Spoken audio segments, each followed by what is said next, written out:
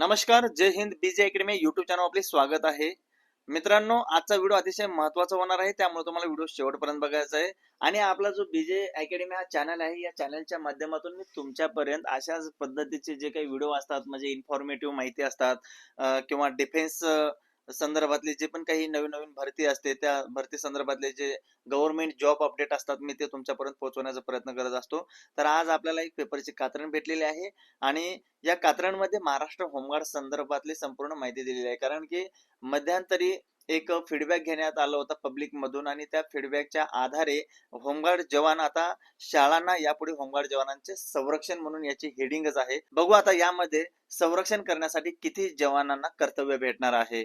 तर मित्रांनो, यामध्ये हेडिंगला सांगितले होते त्यांनी, विद्यार्थिनींना सुरक्षा कवच आणि 7,000 जवानांना रोजगार. म्हणजे जवळपास महाराष्ट्रामध्ये 50,000 म्हणजे जवळपास 47-48 हजार इतके होमगार्ड जवान आता सध्या कार्यरत आहेत. आता यापैकी मित्रांनो जवळपास 7,000 जवानांना रोजगार मिळणार आहे असं म्हणून त्यांनी सांगितलेले आहे. आता बघूया आता नेमकं काय माहिती आहे ते. व्हिडिओ शेवटपर्यंत बघा मित्रांनो, स्किप करू नका. मी शेवटी व्हिडिओच्या तुम्हाला अतिशय महत्त्वाची माहिती सांगणार आहे. आता पहा मित्रांनो, याच्यामध्ये सर्वच शाळांमधील विद्यार्थिनींच्या सुरक्षेसाठी आता होमगार्डला पाचारण करण्यात येणार आहे. त्यासाठी प्राथमिक शिक्षण संचालकांनी सर्व शिक्षण अभियानाच्या उपसंचालकांकडे ज्या शाळांना होमगार्ड आवश्यक आहे अशा शाळांची यादी मागवली आहे. मात्र अद्यापही काही संबंधितांनी माहिती दिली नसून हा बंदोबस्त लावला गेला तर राज्यातील 7,000 होमगार्ड जवानांना रोजगार मिळणार आहे. तर मित्रांनो, ऑलरेडी उपसंचालकांकडून जे काही शाळांना आदेश दिलेले आहेत, म्हणजे ज्या शाळांना होमगार्ड जवानांची आवश्यकता आहे त्या शाळांनी त्यांची यादी तयार करा आणि ते म्हणजे वरती उपसंचालकांकडे पाठवा म्हणून सांगितलेले आहेत. परंतु अद्यापपर्यंत या शाळावाल्यांनी याची यादी तयार केलेली नाही. बघू मित्रांनो आता पुढे काय म्हटलेलं आहे त्यांनी.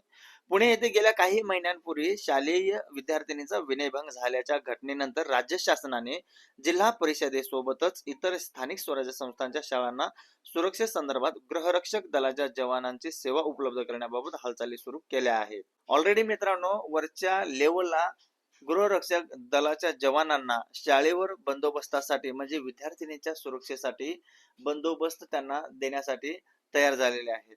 त्यामुळं जेवढे पण काही आता होमगार्ड जवान आहेत, आता सुरुवातीची संख्या ही 7,000 आहे. परंतु जर होमगार्ड जवान हे शाळेच्या बंदोबस्त एकदम प्रामाणिकपणे त्यांचे कर्तव्य जर पार पाडत असेल तर मित्र हो, ही संख्या वाढण्याचे जास्तीत जास्त चान्सेस आहेत. त्यामुळं या संदर्भात राज्याच्या शालेय शिक्षण विभागाच्या प्रधान सचिवांच्या अध्यक्षतेखालील यंत्रणांच्या अधिकाऱ्यांची बैठक झाली. त्यात जिल्हा परिषदेसोबतच इतर स्थानिक स्वराज्य संस्थांच्या शाळा सुरू होताना आणि शाळा सुटताना शाळेसमोर गृहरक्षक दलाचे जवान तैनात करण्याबाबत चर्चा करण्यात आली असून त्याबाबत लवकरच निर्णय घेतला जाणार आहे. मित्रांनो, आता हे शाळेवाले जर पत्रक काढो अगर न काढो, परंतु ज्यावेळी ही बैठक आता वरच्या लेवलला झालेली आहे, आता या शाळेवाल्यांना आपल्या शाळेवर किती गृहरक्षक दलाचे जवान लागणार आहेत याची यादी तयार करावीच लागणार आहे. त्यामुळे मित्रांनो, आता या शासकीय शाळांमध्ये जिल्हा परिषद, नगरपालिका, महानगरपालिका या यंत्रणांच्या शाळांचा सहभाग असल्याने जवानांना दिले जाणारे मानधन उपलब्धतेबाबत गृह विभागाशी चर्चा करून पुढील निर्णय घेतला जाणार आहे. त्यातच सर्व अपात्र होमगार्ड सैनिकांना पात्र करण्याचा निर्णय नुकताच घेण्यात आल्याने या जवानांमध्ये आनंद पसरला आहे. अतिशय महत्त्वाचे जे बंदोबस्त असतात त्यामध्ये इलेक्शन ड्युटी बंदोबस्त, आता बऱ्याच होमगार्ड जवानांची नावं सुद्धा कमी करण्यात आलेली होती, ज्यांनी इलेक्शन बंदोबस्त प्रॉपर रित्या केलेलं नाही त्यांना म्हणजे कमी करण्यात आलेले आहे. कारण सर्व जे काही अपात्र होमगार्ड सैनिक होते त्यांना पात्र करण्याचा निर्णय जो नुकताच घेण्यात आला आहे, यामुळे जवानांमध्ये आनंद पसरला आहे असं म्हणजे सांगण्यात आलेलं आहे. त्यामुळे मित्रांनो, आता सध्या मार्केटमध्ये जर तुम्ही विचार करायला गेला तर खरोखर जॉब संदर्भात एवढ्या मोठ्या मारामारी चालू आहेत, त्यामध्ये आपला एखादा छोटा किंवा मोठा जॉब असू द्या त्याला टिकवून ठेवणं हे अतिशय महत्त्वाचं झालेलं आहे. आणि आता होमगार्ड जवानांना सुद्धा जे पण काय आता आपले मित्र वगैरे आहेत, म्हणजे जे होमगार्ड जवान आहेत ते स्वतःहून सांगतात की सर आता होमगार्ड जवानांना सुद्धा 1283 प्रमाणे जो रोजगार मिळतो, कर्तव्य भत्ता मिळतो, तो काही कमी नाहीये. म्हणजे त्यामुळे आपला जे काही गुजारा आहे तो चांगल्या पद्धतीने चालत आहे.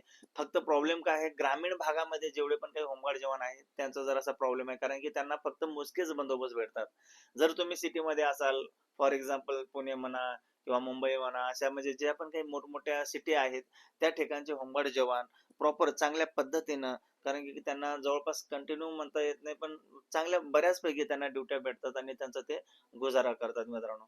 यामुळं जेवढे पण काही होमगार्ड जवान आता थोडेफार म्हणजे कोणी निगेटिव्ह झालेले असतील किंवा काही प्रॉब्लेम असतील, त्यांना म्हणजे एकच सांगणं आहे मित्रांनो, चांगल्या पद्धतीने टिकून राहावा.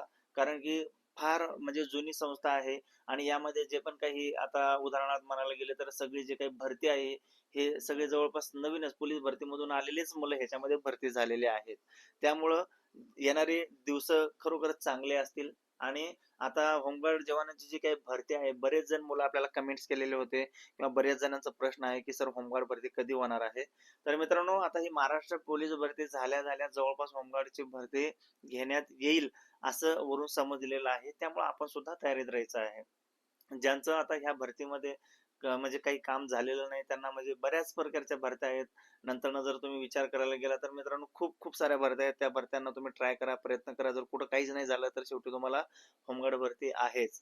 त्यामुळे मित्रांनो, हा व्हिडिओ शक्यतो जेवढे पण काही आपले मित्र आहेत, जे नाराज झालेले आहेत, ज्यांना म्हणजे काहीच म्हणजे बाबा पुढचं काही दिशा समजत नाही, त्या सर्व मित्रांना हा व्हिडिओ शेअर करा. आणि आपल्या चॅनेलवर जर तुम्ही नवीन असाल तर कृपया करून आपल्या YouTube चॅनेलला सबस्क्राईब करून घ्या. बाजूला बेल आयकॉन आहे, त्या बेल आयकॉनला सुद्धा ऑन करा मित्रांनो, म्हणजे प्रत्येक अपडेट तुम्हाला त्याचं नोटिफिकेशन मिळालं जातं. भेटूया मित्रांनो अशाच इन्फॉर्मेटिव्ह नेक्स्ट व्हिडिओमध्ये.